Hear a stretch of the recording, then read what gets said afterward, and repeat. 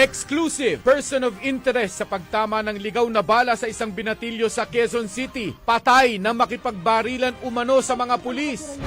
4 patay sa pamamaril sa isang barangay sa Caloocan kung saan may 7 binaril nito lang Miyerkules.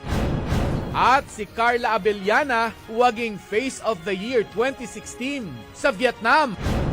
Yan at iba pang balita, abangan sa pinagkakatiwalaang 24 oras.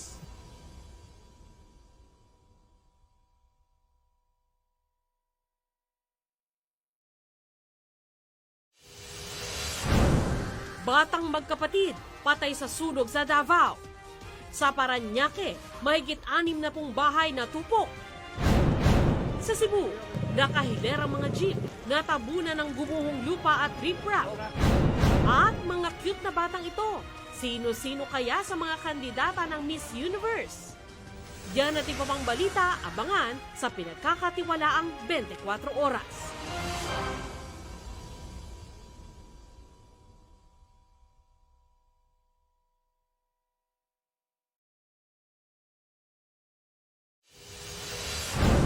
Exclusive! 2 miyembro umano ng robbery criminal group sa Binyan, Laguna, timbog sa operasyon. Magkahiwalay na sunog sa Malabon at Pasay, aabot sa 2.2 milyong piso ang halaga ng pinsala. At silipin ang paghahanda ng mga kabataang bibida sa reboot ng telefantasyang Mulawin versus Ravenna. Yan ito pang balita, abangan sa pinagkakatiwalaang 24 oras.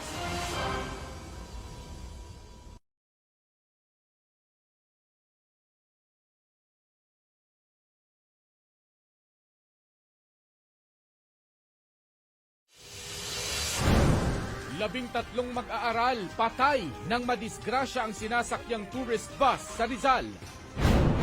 Retired SPO3 Arthur Las Cañas, binaligtad ang mga sinabi noon na walang double death squad. Palasyo, nagbanta na maaaring kasuhan si Las Cañas.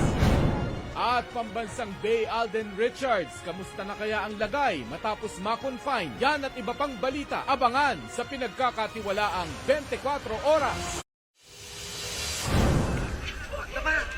Eksklusibo, nag-awol na pulis na suspect sa tangkang pagpatay sa isang negosyante at sa anak nito, arestado sa Misamis Oriental. Lolo't lola at 3 nilang batang apo, patay sa sunog sa Makati. At Maine Mendoza, nagpa-birthday dinner kasama ang ilang maswerteng fans. Yan at iba pang balita, abangan sa pinagkakatiwalaang 24 oras. 5 peking PDEA agents na sangkot sa kidnap for ransom, arestado. Nahuli kam, lalaki, pinagtulungang bugbugin ng mga kapwa estudyante dahil umano sa selos. At may surprise birthday celebration para kay Sinag Maine Mendoza sa set ng Destined to be Yours. Yan at iba pang balita, abangan sa pinagkakatiwalaang 24 oras.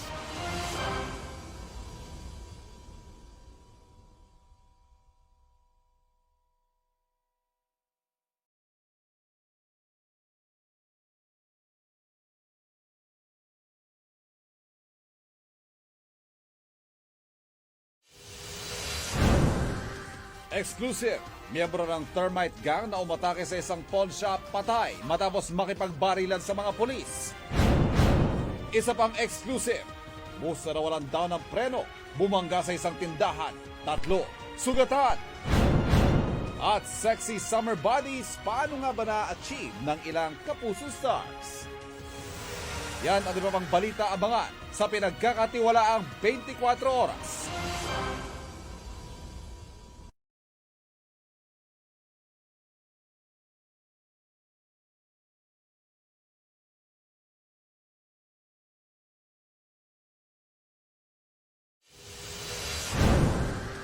Exclusive! 2 drug suspect sa Tondo, Maynila, patay sa magkahiwalay na insidente ng walang habas sa pamamaril kahit tanghaling tapat. Isa pang exclusive, 120 milyong pisong halaga ng high-grade shabu at mga matataas na kalibre ng baril nasabat sa Tondo, Maynila.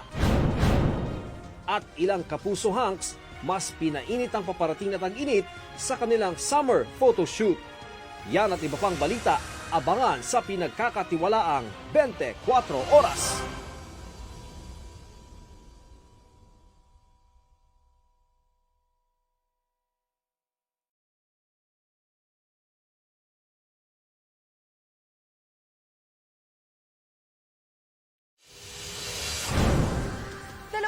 bago sumapit ang Semana Santa, sitwasyon sa mga bus terminal, paliparan at pangunahing kalsada, alamin.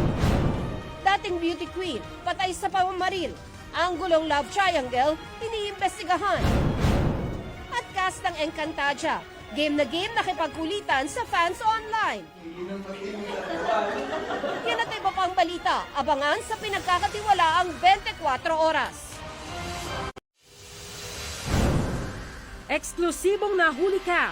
Sigang lalaking nanaksak umano, kinuyog ng taong bayan. Barangay Kagawad na sospek sa pagpatay sa isang mag-ama, kalaboso. At Chris Bernal, naging emosyonal ng depensahan ng sarili sa kanyang bashers. Yan at iba pang balita, abangan sa pinagkakatiwalaang 24 oras.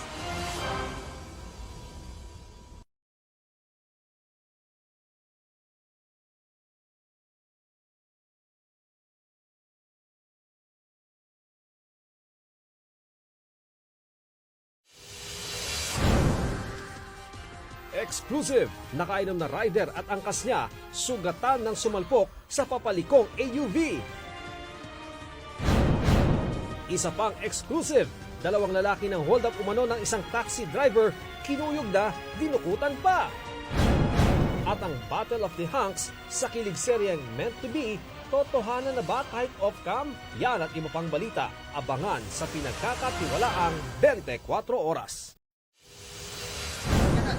Dating Albuera Police Chief na ngayon hepe na sa Ozamis na si Chief Inspector Jove Espenido na kunang nananakit umano ng naarestong drug suspect.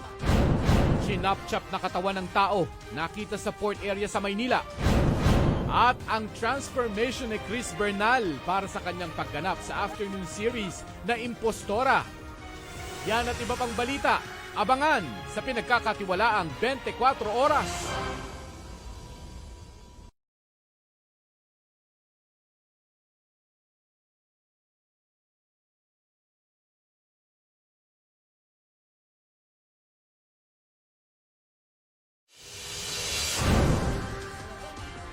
Sanggol na tinangay umano ng isang kasabahay at inuwi sa probinsya na ibalik na sa kanyang pamilya. Exclusive, illegal na black sand mining sa Zambales na pinatatakbo umano ng mga dayuhan, bistado. At sino kaya sa Meant to Be Hunks ang pinakamalaban hanggang sa pagkain ng maanghang na ice cream? Yan at iba pang balita, abangan sa pinagkakatiwalaang 24 oras. Motoristang iligal na pumarada, hinamon ng suntukan ng sumitang traffic enforcer. Kapitan ng barangay, arestado matapos mahulihan ng mga balat 2 baril na pasuna ang lisensya.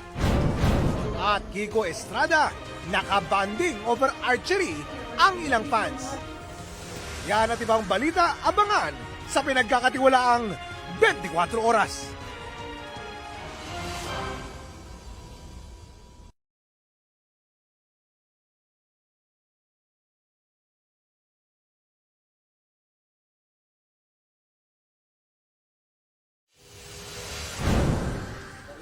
Eksklusibo, babaeng dinala sa presinto, ginahasa umano ng pulis. Ayun po, nakasalamin po, sir. Lalaking nakikiusyoso lang sa tangkang pananambang, binaril din ng suspect, patay. At Alden Richards. Sinurpresa ang ilang street sweepers at barangay tanod. Yan at iba pang balita, abangan sa pinagkakatiwalaang 24 oras.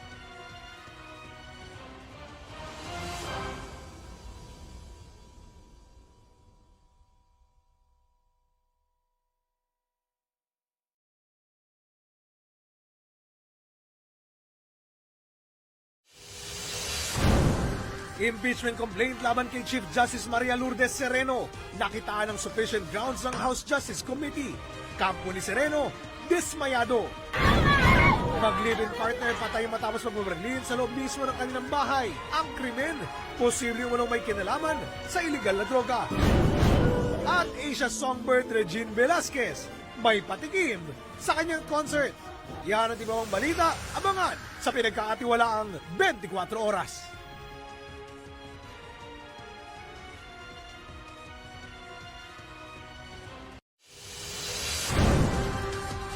Aktor na si Kogi Domingo arestado sa operasyon kontra droga.